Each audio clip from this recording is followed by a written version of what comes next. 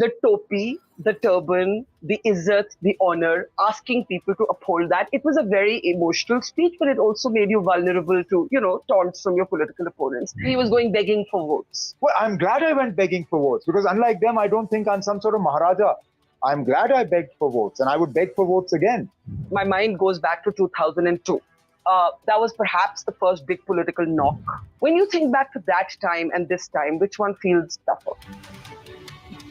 Is the Congress bringing some value politically to the game? I think it seems to be in their DNA.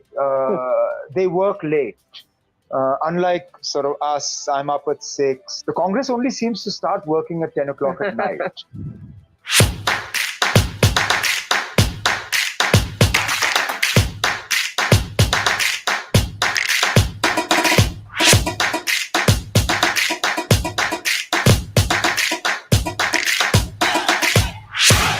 Omar, being here in Kashmir, it feels like so much has changed and nothing has changed. And I'm just wondering, when you look at this election, you've had your share of ups and downs, as anybody in public life has. What does this campaign at this moment, coming as the first election in 10 years, the first after the abrogation of 370, what does it feel like? In many ways, it feels really surreal, because I don't think any of us ever imagined, let's say, when the 2014 results were coming out, that the next election we would fight for the assembly would be 10 years later as a union territory, with Ladakh having been separated from us, and Jammu and Kashmir, its special status within the Indian Union, having been written down. I mean, I still remember that evening in 2014 when the results came out, and I sat down with you and we did an interview. I remember that. And I was rather chirpy. And you asked me why. And I said, look, this was actually a decent election to lose, because 6 years in office really takes it out of you. And I remember telling you that, look, when the next time elections come around, I'll be 55, 56, I've still got time on my side, and all the rest of it. And no, actually, I wasn't going to be 55, 56. I was going to be just about 50 or thereabouts. And I think you had 17 seats, if I remember this correctly. Was it 17? Yeah. And I said that, look, we'll bounce back from here. Who knew that, 2014 would stretch to 2018, and then an extended period of central rule and all the changes that have been foisted on us. So, yes, so much has changed, but then so little at the same time. How have these years changed you? You found suddenly, as you said, who would have imagined this moment? But you were also taken, like several other mainstream leaders, into detention, into custody. Your life changed. Your understanding of what freedom is changed. Are you a different Omar Abdullah from the one I met in 2014? Definitely. I don't think there are any of us who have sort of lived through these last 8-10 years that have not been changed by it. Most of us sort of adversely. Speaking for myself, I'm obviously sort of a lot more jaded, a lot more bitter. I'm less likely to take people at face value. Trust is broken. Trust. Yeah. People who I had put in a lot of trust in, colleagues of mine, who suddenly decided to up and leave with no explanation whatsoever. So it becomes that much more difficult sort of to trust, to rebuild relationships and so on and so forth. Being locked up and put away for all those months, and with the justification in the PSA dossier that my detention is justified because I campaigned against Pakistan's boycott call and was able to encourage people to come out and vote. When your own country detains you for something like that, you have to ask yourself what the hell is going on. Did you ever raise the detention in meetings with the central government, with the Prime Minister, with the Home Minister? We've had one meeting with the Prime Minister, during which this was a topic of conversation. What did he say? That was the meeting in which he famously said, "Dil se duri aur Dilli ki duri, dono ko dur karna hai." Of course, after that, nothing happened. But when you brought this up, what did he say? Nothing. He sort of, he doesn't, he's like other prime ministers. If there's something that they'd rather not acknowledge, then they don't say anything about it. So very little, if anything, was said about this. Do you think people like you and me I'm not in politics, but having been a kind of Kashmir obsessed person for years, do you think we were wrong about 370? And let me just explain my question. In not understanding how much widespread support there would be in the rest of India, including by parties or sections of people who don't vote BJP for the abrogation. Like, were you taken aback by that? No, I think the BJP has run a very clever campaign in sort of highlighting one or two aspects of 370 to popularize its writing down. उनका अपना झंडा, अपना संविधान, उनका संविधान, आपको क्या मुल्क में दो प्रधानमंत्री चाहिए, and stuff like that. That said, I think the BJP overestimated the popularity of what they've done because it certainly didn't translate into votes. I mean, I find it mind-boggling that in a 5-year term during which a prime minister fulfilled two of the most contentious poll promises of the BJP, 370 and Ram Mandir, they actually went backwards in terms of public support. You would have imagined that 400 par would be something they would do in their sleep. But they didn't. They were reduced to a minority government. So what does that tell you? That the political reward was not as enormous as we may have thought? Look, even immediately after 370 was written down, when state elections took place, the BJP suffered. They weren't able to translate these massive sort of poll achievements or rather campaign achievements into numbers. So perhaps, I mean, for all the symbolism of 370, it didn't matter as much to people as bread and butter issues in the rest of the country. Yeah. Now, before I come to the election, has anything improved in the Kashmir Valley? Some might ask you, despite being a critic of the government. Of course, the obvious pointers would be to the booked hotels, to the fact that you go to downtown today and you go to Khayyam Chowk and it's bustling with people at midnight.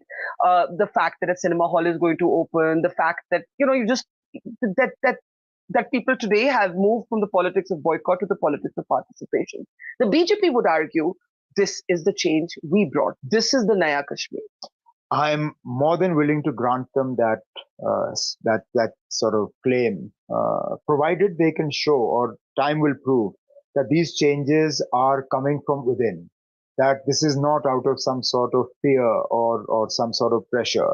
That the numerous arrests that have taken place, the large number of Kashmiri youngsters that are languishing in jails outside of J&K, the sort of weaponization of CID clearances for passports and government jobs and bank loans is not responsible for this. I mean, if all that is sort of put away and the situation remains the way it is today, this arbitrary dismissal from government service, the way in which people's homes are demolished and bulldozed in case there's a stone pelting incident, if you put all that aside and still things remain as calm as they are, then sure, I'll give credit to the BJP for this change in mindset. At the moment, the jury is out on that. Even the participation of, let's say, the Jamaat, on what basis are they participating? What is their agenda? What has got them to participate in these elections? There are no clear answers to this at the moment. How do you explain the enthusiastic participation? When I was here for the Lok Sabha elections, I interviewed somebody who used to be a stone pelter in Baramulla. I interviewed the father of one boy who was a militant who was killed and another who's still in jail. Both of them were voting. This would not have been imaginable a decade ago. Even today, I've just been here for a few hours right now, but people are talking about participating. How do you understand that? Well, I think obviously one of the key differences is that the parliament election and this election are taking place without any sort of boycott call. Yeah. Militant threat remains. Yeah. We've seen sort of an encounter in North Kashmir. You've seen the death of an army officer and a soldier in the Kishtwar region. So the threat of militancy remains, but what you don't have is an active boycott call by the separatist leaders. Now, I am unable to explain why. What has caused that change of heart? The BJP would say it's crushed the separatists with its iron hand. Sure, I'm imagining that would be the argument. That would be the logical answer. What do you think it is? But then, crushing things doesn't mean the end to it. And that's why I come back to that point, that I would be more than happy to give the BJP credit for these things. when it is clear to us that this is happening from within. It's not an enforced calm. People's mindset has changed. The separatist leaders no longer believe in separatism. I mean, this faction of the Jamaat-e-Islami that's contesting elections is today willing to come forward and sign the same oath that we do. But isn't that great? I think it's a great thing. What I want to hear from them is what the last 35 years was about. Why was the National Conference relentlessly targeted for doing exactly what they're doing? Because they've achieved nothing. These 35 years has given nothing in terms of their agenda. So how do they justify the last 35 years? I mean, what has caused this change of heart? And is there going to be any acknowledgement of the suffering, the bloodshed that their 35-year campaign has caused? Does this election feel like your toughest election in some ways because your heart is not fully in it? And I'm surmising that because previously you didn't show much enthusiasm for fighting an election for a union territory, right? You've said many times that people persuaded you to change your mind, and you changed your mind because you can't expect your party cadres to fight in an election that you're not reposing your faith in. But does it feel, for that reason, the toughest election because they'll say you're not there? Actually, no. I mean, once I make up my mind, then you put everything then everything goes into it. If I wasn't sort of committed to this election, I wouldn't be fighting it, and I certainly wouldn't be fighting it from 2 seats. So no, once something is decided, then that's that. But is it the toughest election? Without a doubt. Why? So, again, because so much has changed, so much is uncertain. The very fact that just a few months ago I actually lost an election by a fairly large margin against what was clearly sort of a misplaced vote based on sentiment.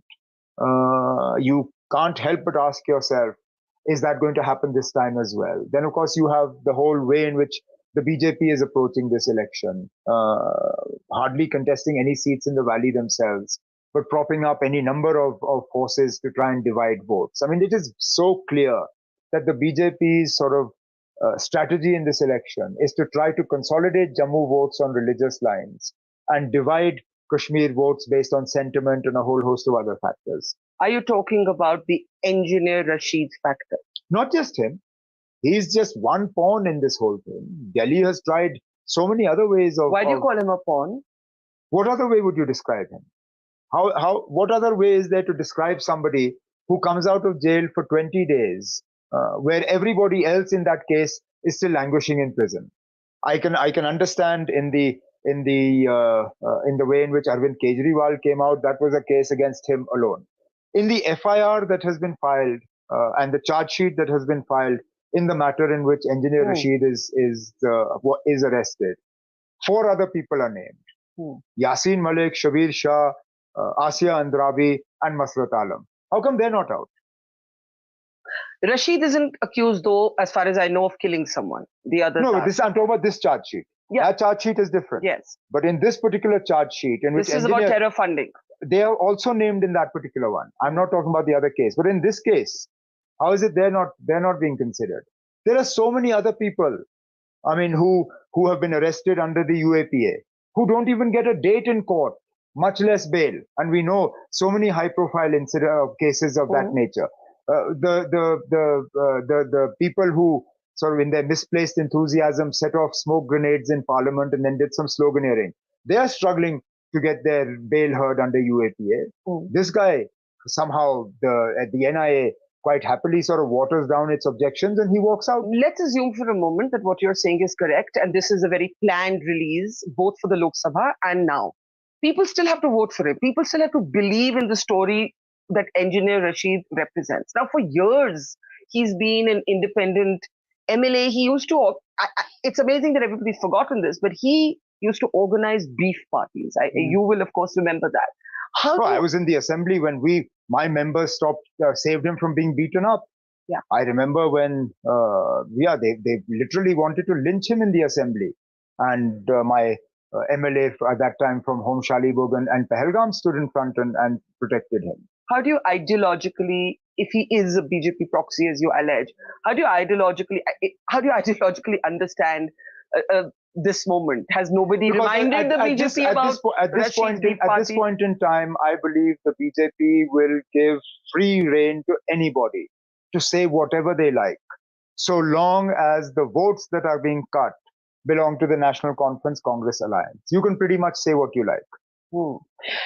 But even so, I asked you, people still have to vote for him, right? The BJP can put him out there, the NIA can release him. Ultimately, it's up to the voter who to vote for. Sure. So obviously, he's capturing something on the ground. Well, we don't know whether he's capturing he did anything in the Lok at all. Sabha. He did in the Lok Sabha elections, he wasn't out. Yeah. So the symbolism of that election is very different from this one. That was sympathy about him being in jail. Look, his sons basically went out and said two things, both misleading. One, please vote for my father, otherwise he's going to be hanged. Now, the case in which he is arrested, the charges that have been framed against him do not include the death penalty as a punishment option. So that was an outright lie. The second thing they said was, vote for my father, we have to get him out of jail. That was a lie as well, because you do not come out of jail on the basis of votes. If you did, Arvind Kejriwal, Manish Sisodia, Hemant Soren, and so on and so forth, would never have been detained.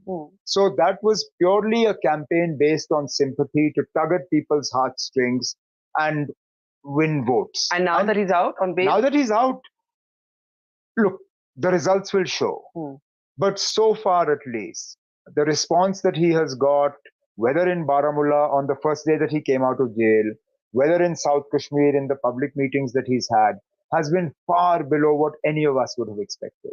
The fact that he's had to go and reach out to the Jamaat to tie up. Now, his politics and the Jamaat's politics are poles apart. This is clearly like a marriage of convenience, because he's not getting the response he expected.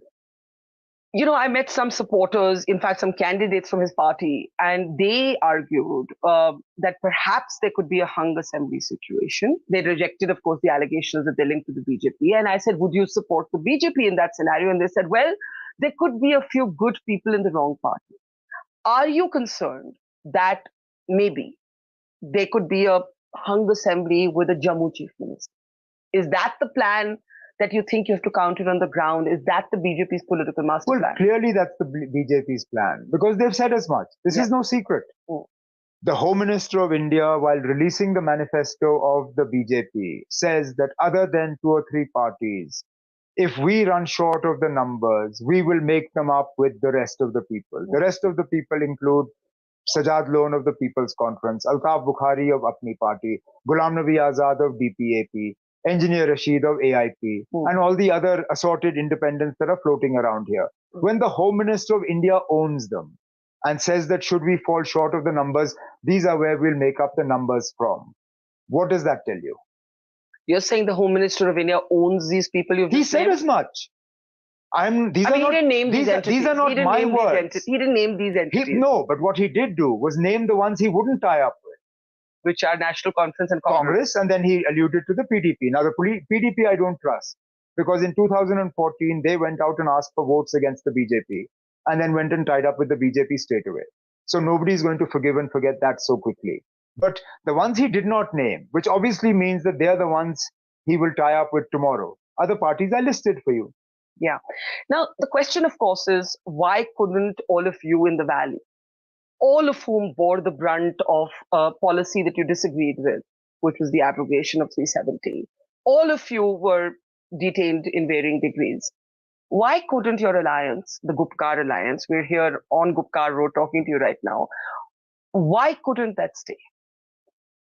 Well, first and foremost, it was never an electoral alliance. But why not? It wasn't. It was more about the idea of protecting or trying to bring back what was taken away from us.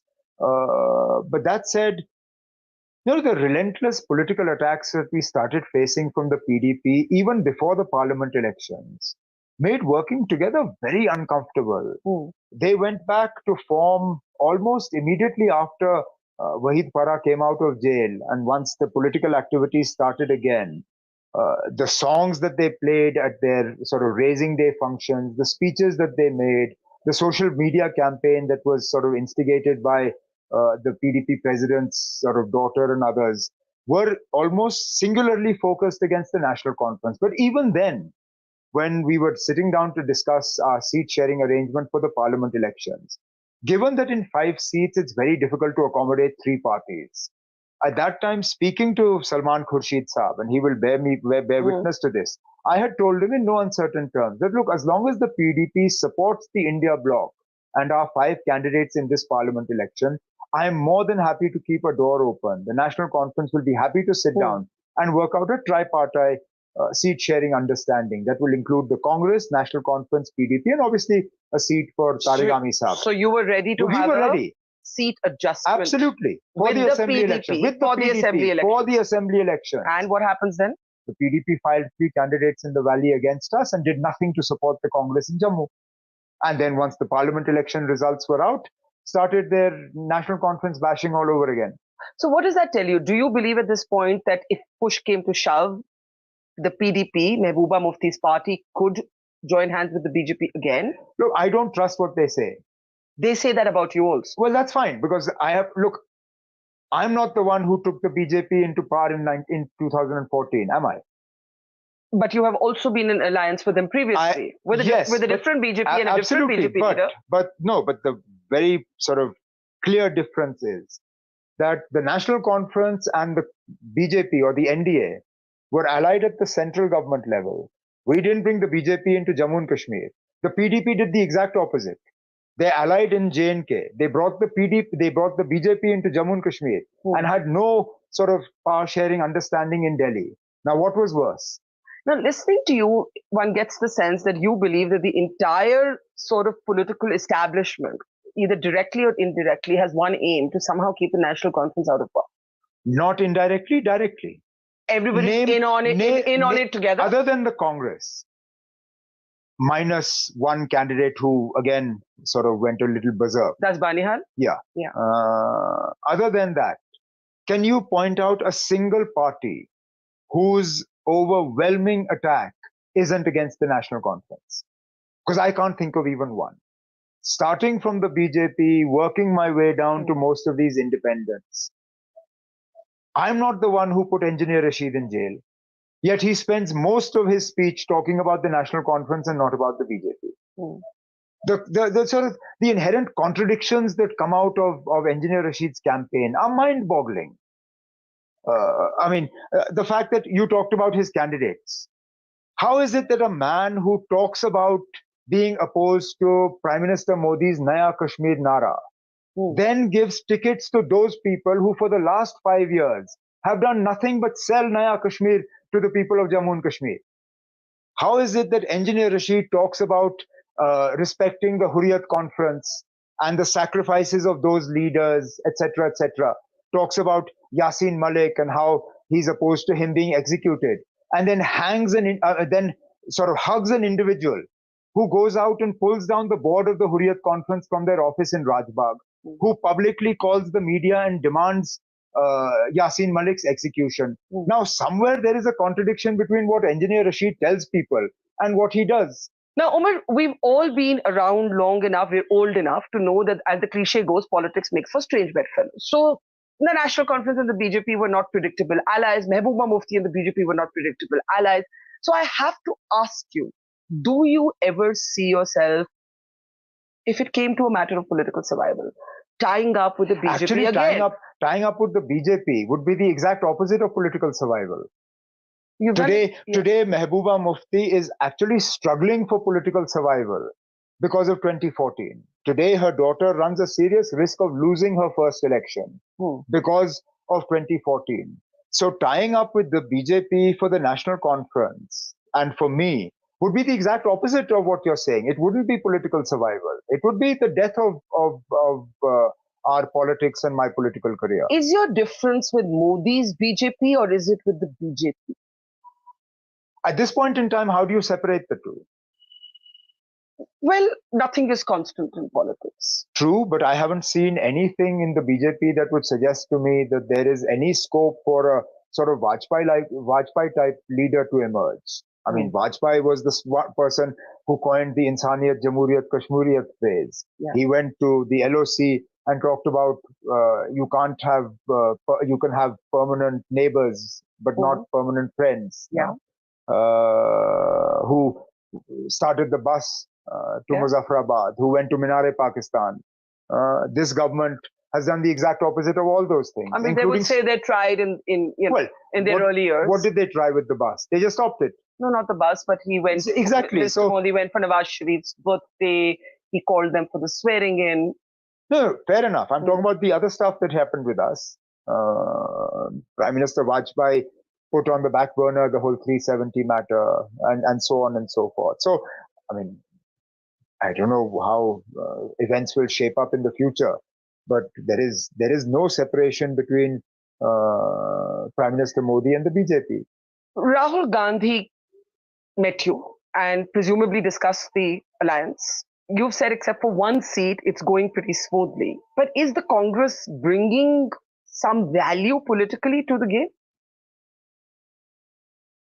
Well, I mean, you can't say no, I guess. Well, but seriously, how's the alliance? Like, do you actually on the ground, other than the seats where, I mean, the ones where we called a so-called friendly fight, and you talked about the one that's anything but friendly.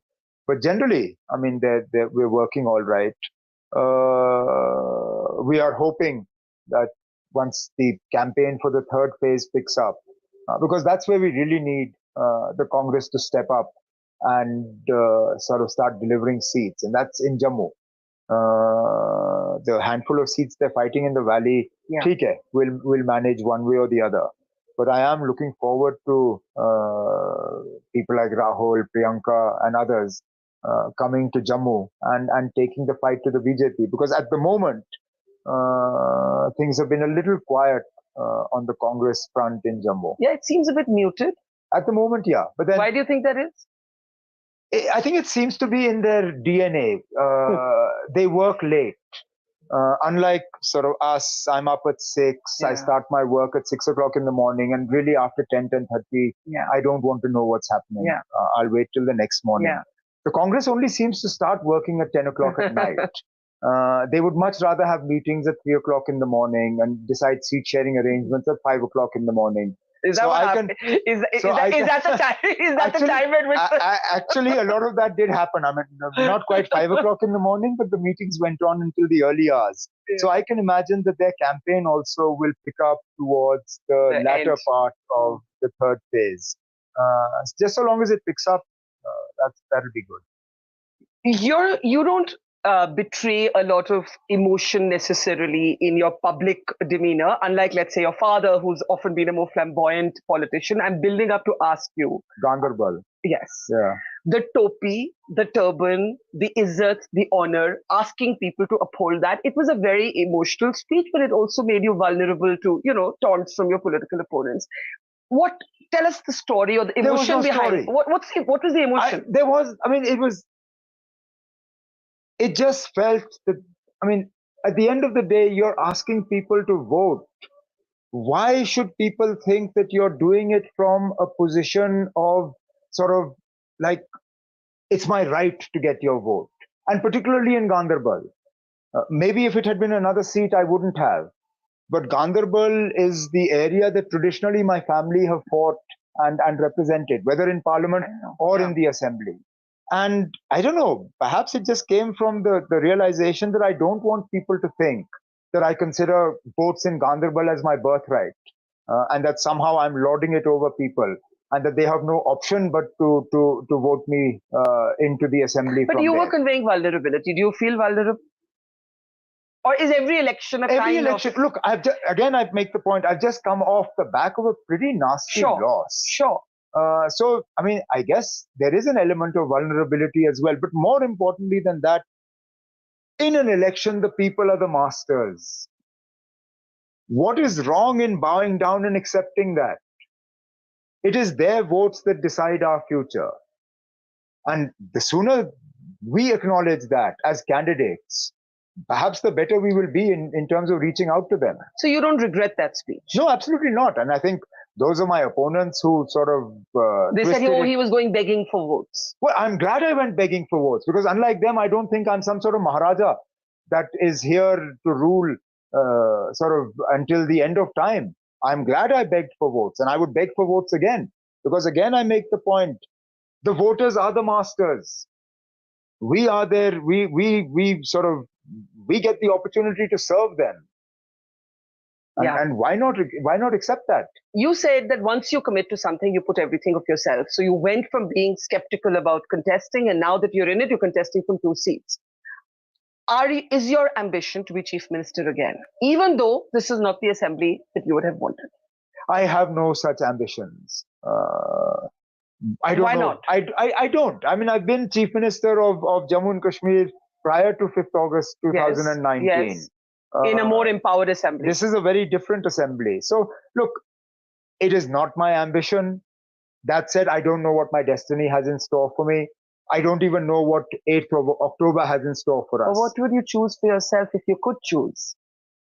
I would choose to turn back the clock to prior 5th August 2019, write off all this nonsense that we've had to go through and start from there. But I don't get to choose that. And now that the last door, in a way, at the Supreme Court has been knocked on, with well, not... therein lies sort of a difference in point of view. Okay. How is this the last door? I mean, you can file for a review. Or subsequently, a government in Delhi comes in that is more willing to sit down and talk to you about this. At the end of the day, what this Supreme Court did was overturn 3 past judgments of the Supreme Court that found in favor of 370. Is it really beyond the realm of possibility that a subsequent bench of the Supreme Court will overturn this one? See, any subsequent government has to create a political acceptability around it. And like I said, one of the things the BJP has managed to do is to create a widespread thumbs up. That was a good thing. Why should any state have special status? I know all the contradictions, but I absolutely agree. Yeah. Then what about all the states that do have special status right now? I think it's about time that we started a campaign to remove special status from any states.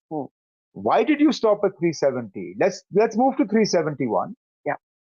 I absolutely, I have no problem if what the BJP says is that we have to bring every part of this country on a level playing field. And that's why you have one nation, one election, the secular civil code or whatever they called it. Fine. Even within erstwhile Jammu and Kashmir, you have created 2 different dispensations. The domicile laws, job laws, land laws in Ladakh are a lot stronger than the ones you have here right now. So where is this whole one nation, one system sort of thing? It's only Jammu and Kashmir that has been on the receiving end. And this is something we'll keep talking about. Let me ask you in the end, my mind goes back to 2002. That was perhaps the first big political knock, in a sense, for you. And at that time, it was Sajjad Lone, a separatist, then flirting and being encouraged to flirt with mainstream politics. Today, he's a mainstream politician, and there are others who are putting their toes in the water. When you think back to that time and this time, which one feels tougher?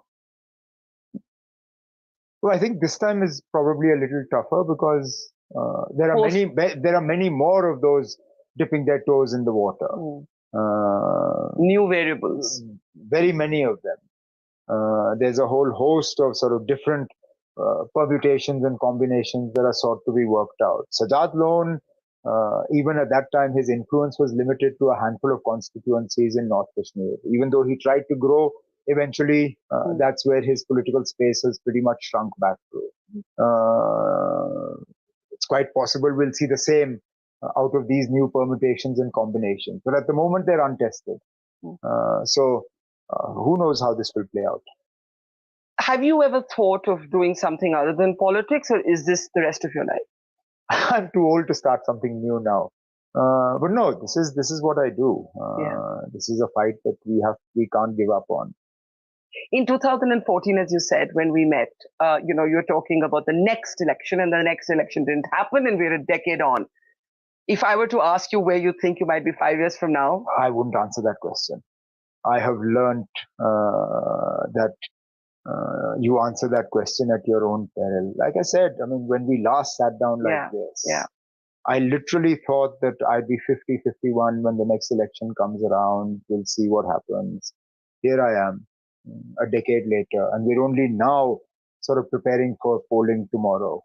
So I've long sort of given up that crystal ball gazing. And so how do you keep going? I mean, do you get a sense of humor? Do you become just more cynical? Well, at times you become cynical, at times you sort of try to look at the brighter side of things.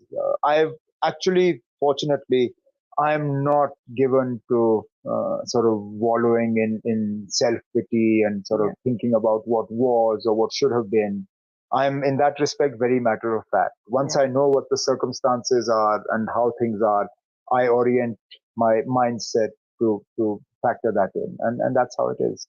Well, we wish you well, and this is going to be an interesting election. It is in many ways. And I hope we get a chance to speaking to you after a long time. I hope we can speak again after the results are in. 8th of October, and then we'll see. Absolutely. Thank you, Omar. Pleasure.